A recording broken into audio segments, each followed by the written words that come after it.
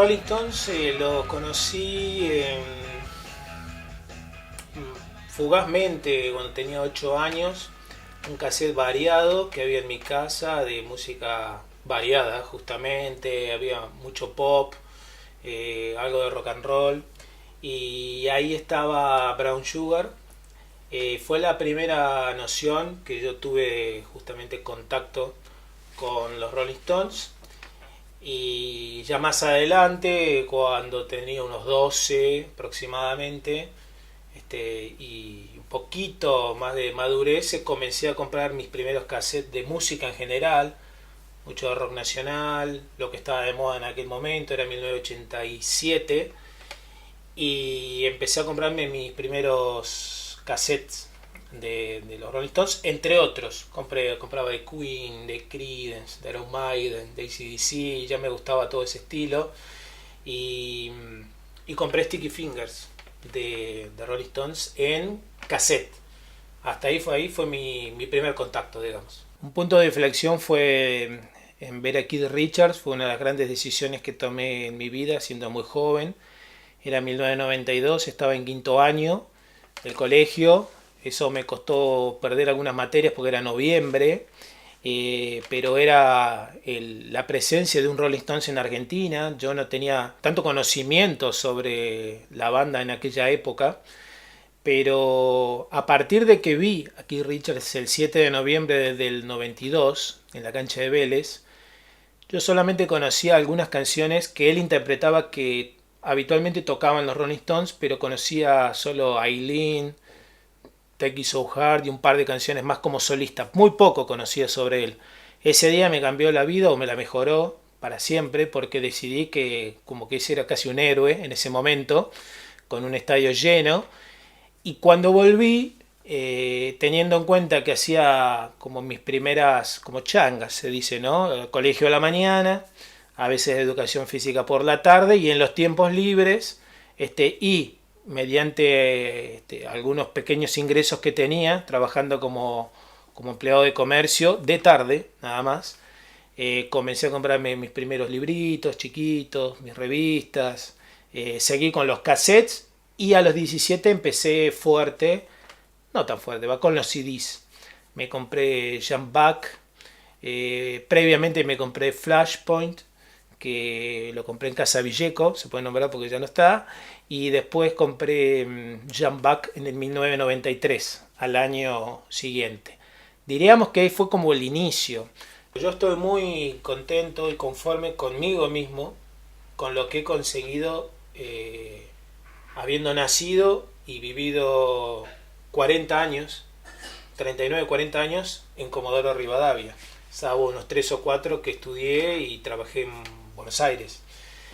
Entonces, hasta la llegada de eBay, posteriormente Amazon, y hasta la llegada de las redes sociales unos 9 o 10 años atrás, me fue casi imposible. Por contacto, mirá, viví una disquería en Caleta Olivia, en Pico Truncado, en Deseado, las disquerías muchas de Comodoro que ya no están, que llegaba material, fundamentalmente en CD.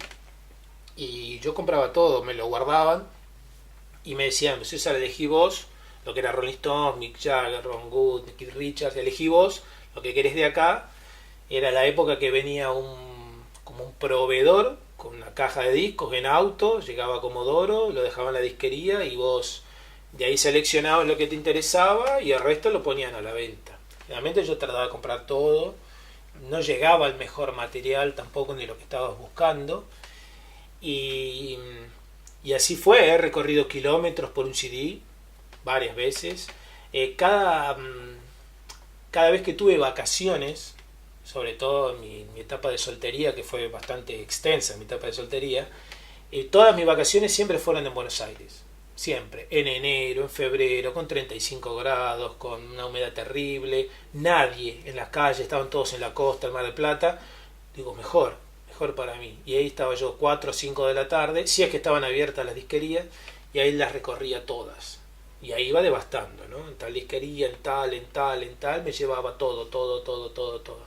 A la vez iba comprando de otros grupos. O sea, yo me considero un coleccionista únicamente de Rolling Stones y de todo lo demás hay muchas cosas que me gustan, que tengo en CD, que tengo en vinilo también, pero básicamente soy un coleccionista de Rolling Stones. Es más, la gente me asocia directamente por eso, loco de los Rolling, ¿no? Me encanta a mí que me asocien con los Rolling Stones aparte. No conozco otro coleccionista, digamos, de Rolling Stones en la Patagonia.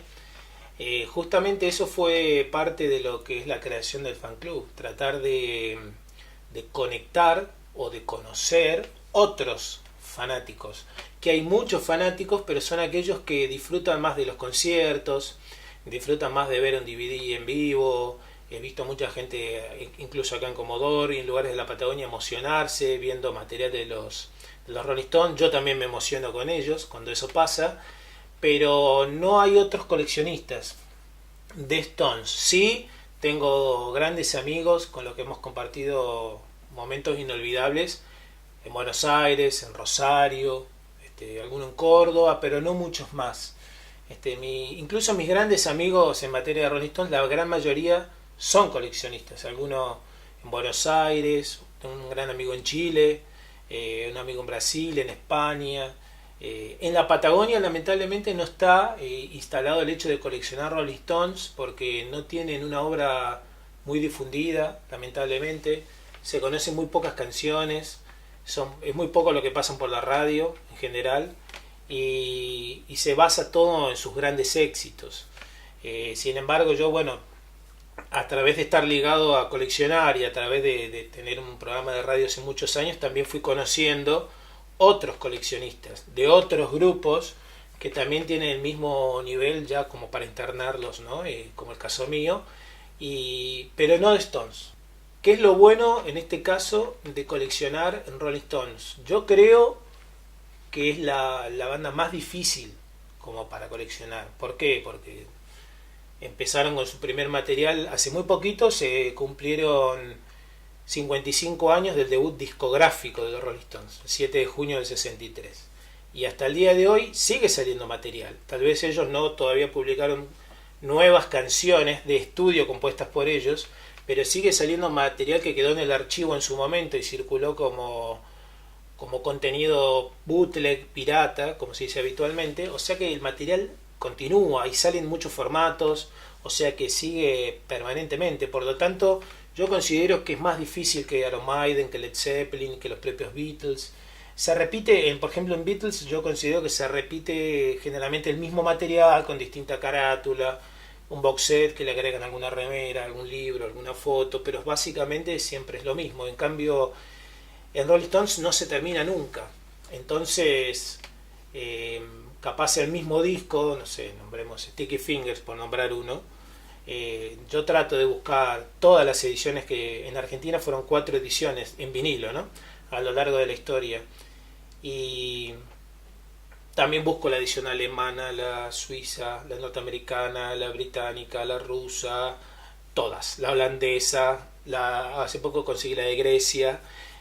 Si tiene una leve diferencia en la portada, bueno, más vale todavía. A veces la diferencia está solamente en el sello, en el label adentro, en el vinilo y nada más, o en algún código. Si el vinilo tiene letras en otro idioma, más valioso todavía y es más caro ese disco.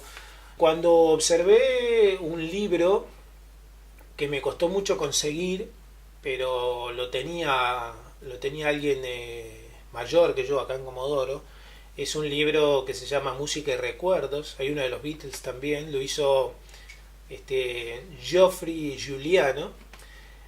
En ese libro se expone todo el material de un coleccionista de los Rolling Stones que está en las afueras de Londres, que se llama Chris Eborn, que yo tengo un buen contacto con él hasta el día de hoy.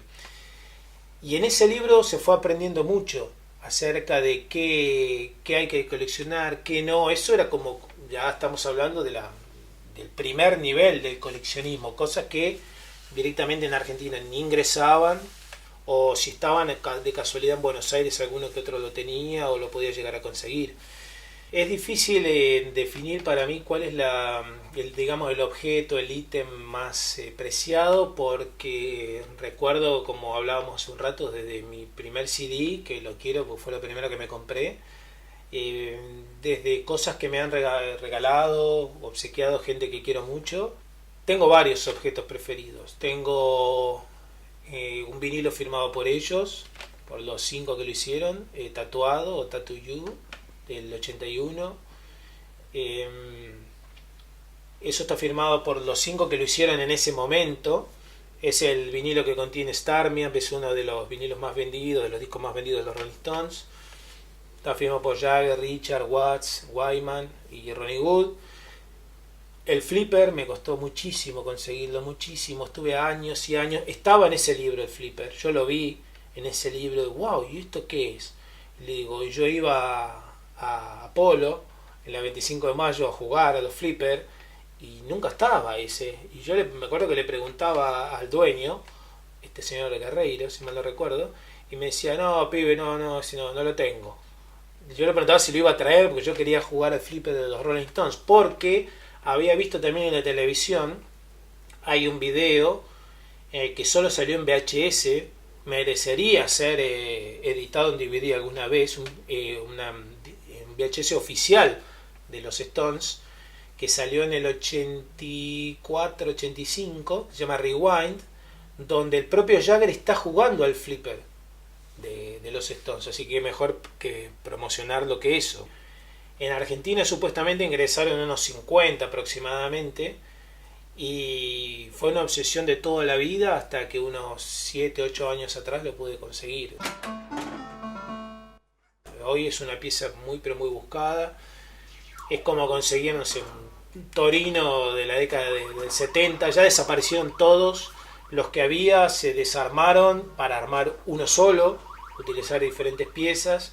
Y en la crisis argentina muchos se vendieron al exterior. Conclusión, no hay ninguno. No hay más, ni en Buenos Aires, ni... Hay uno solo que está a un precio descomunal. Descomunal digo por lo que... carísimo.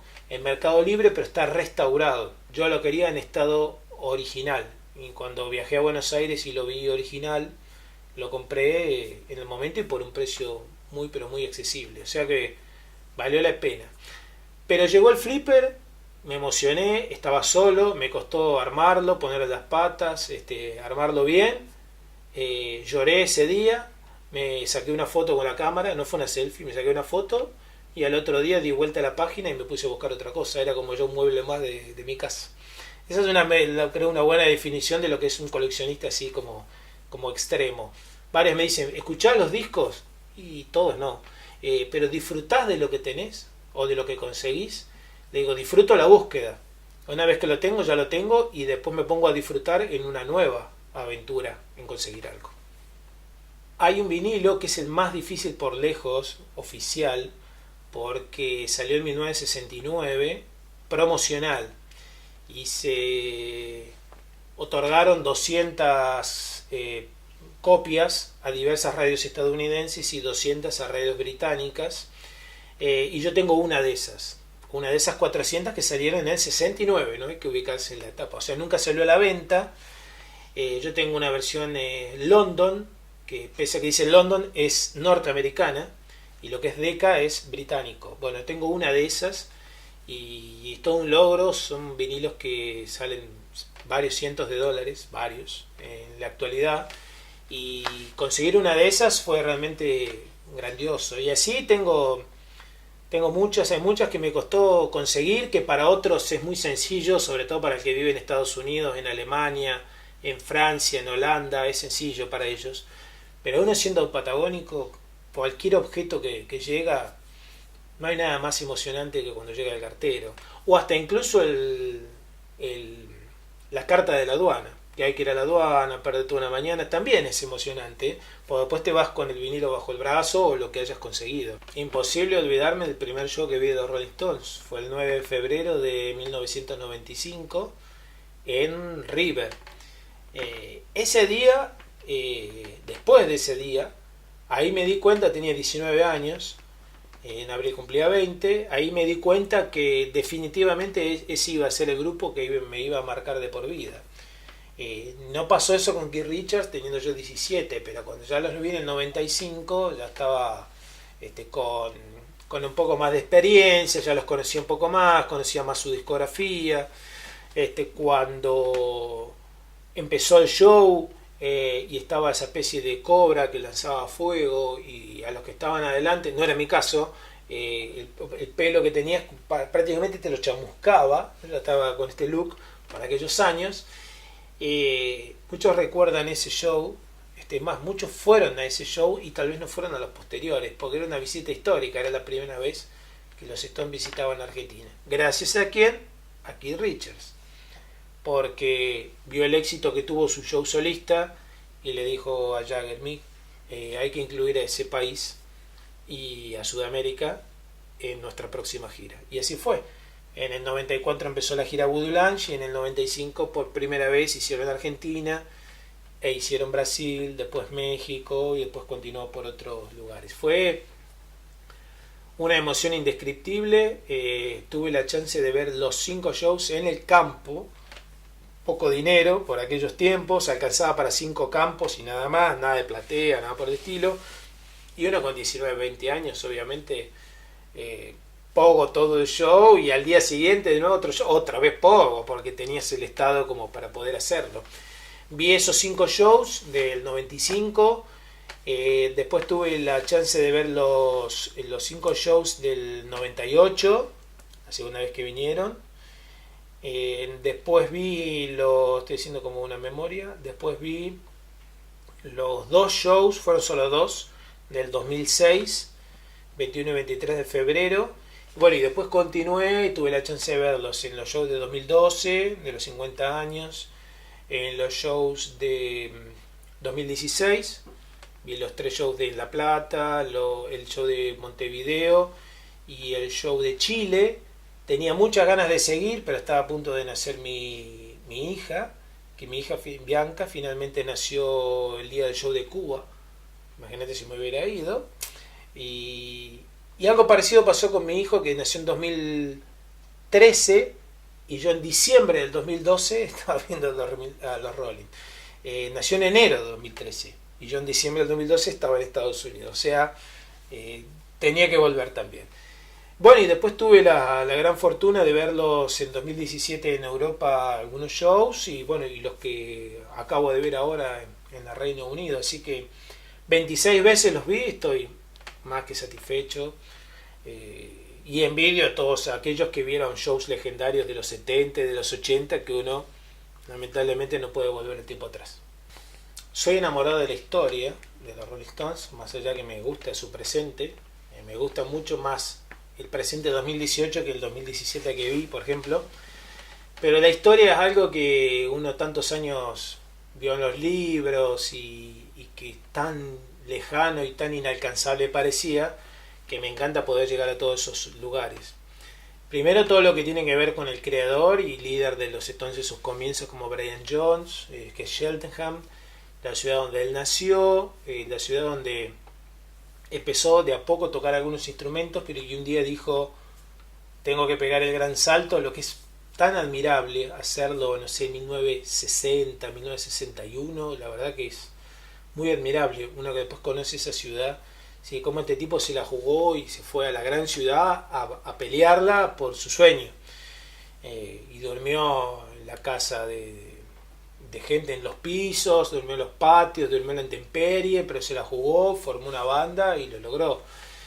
Brian Jones murió en julio del 69, en 2015 viajamos con el fan club, viajaron 2 chicos de Comodoro, Marcelo, que en paz descanse, me acompañaba a todos lados,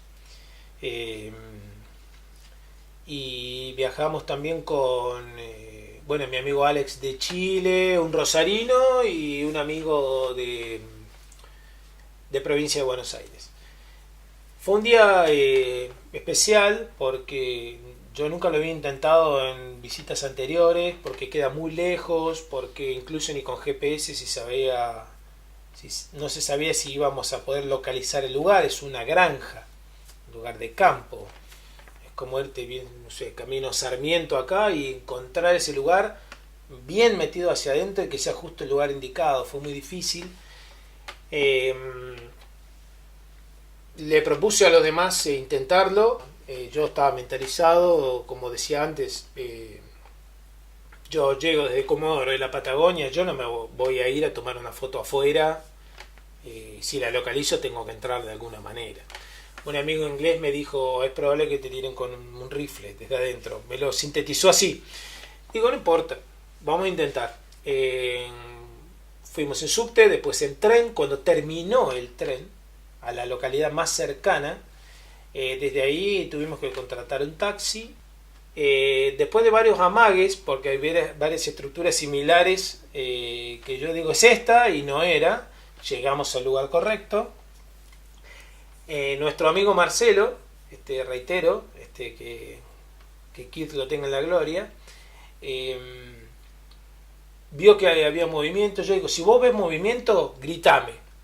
Yo estaba mirando, explorando las zonas de hectáreas y de hectáreas, hasta que el dueño de la casa, es un lugar donde uno tiene que ingresar y descender muchos metros por asfalto, y el casco de lo que es esta granja se ve muy poco desde afuera y la pileta no se ve directamente.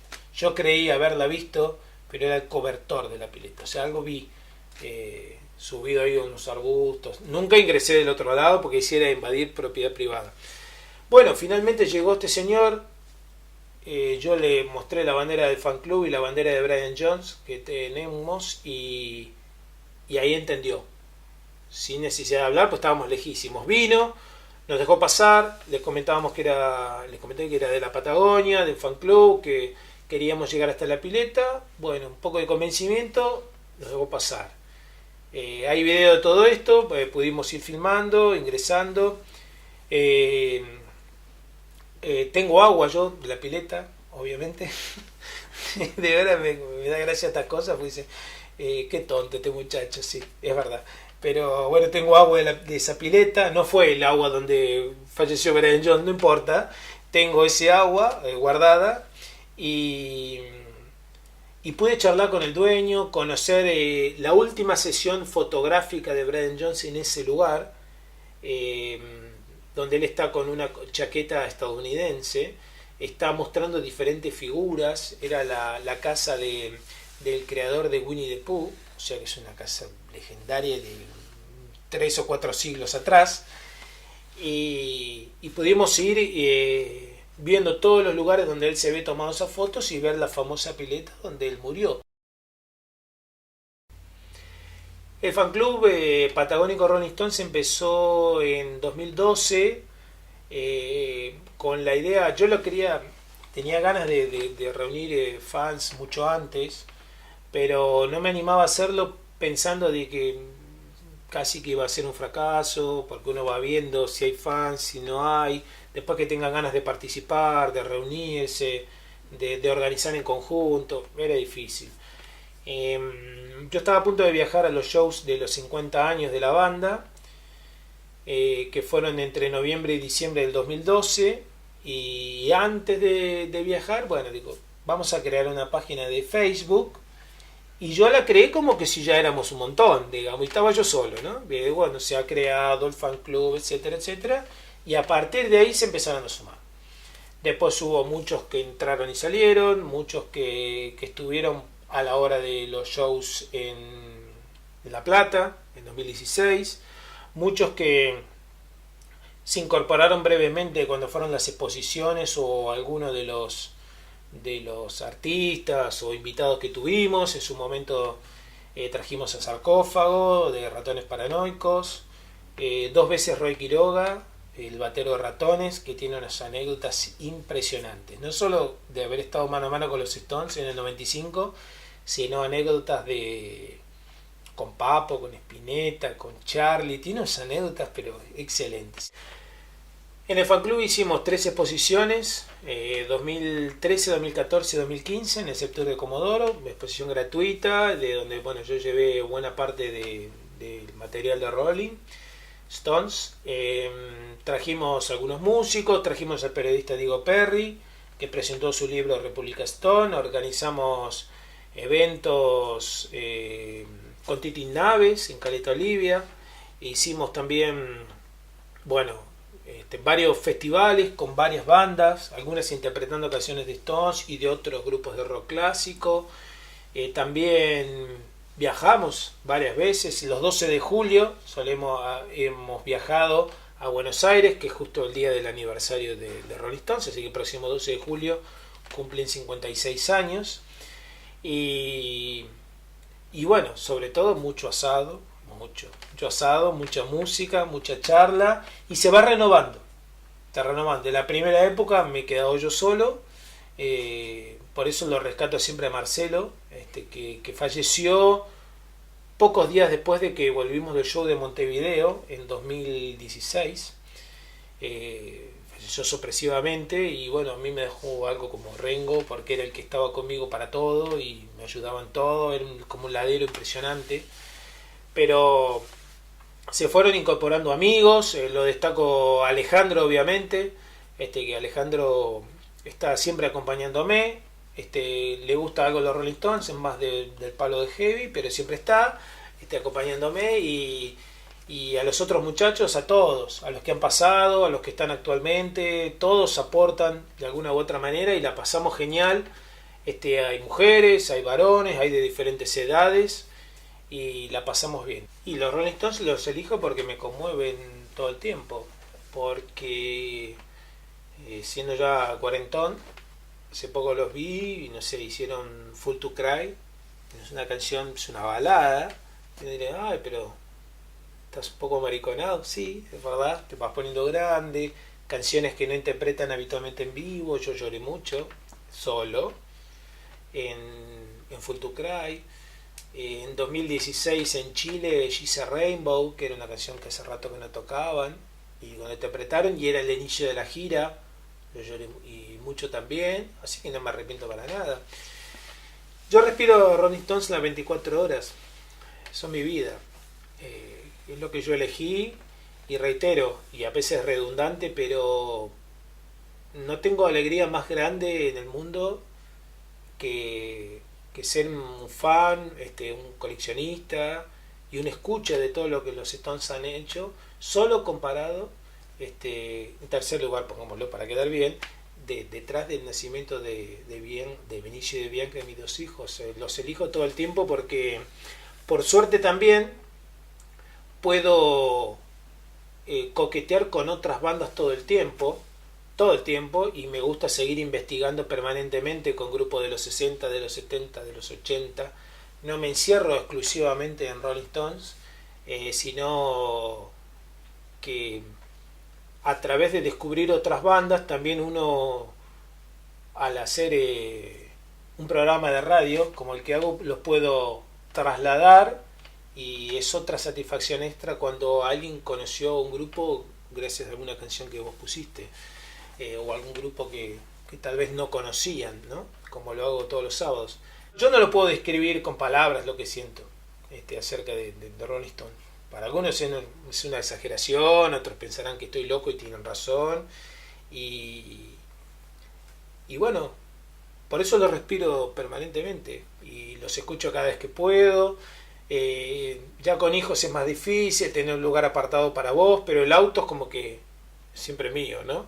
El auto ahí está en mi lugar y escucho su música y sigo permanentemente buscando aquel material que me falta, que quiero, que tengo, y cada vez que pueda, y si tengo la posibilidad el año que viene, volveré a viajar y voy a intentar conseguirlo.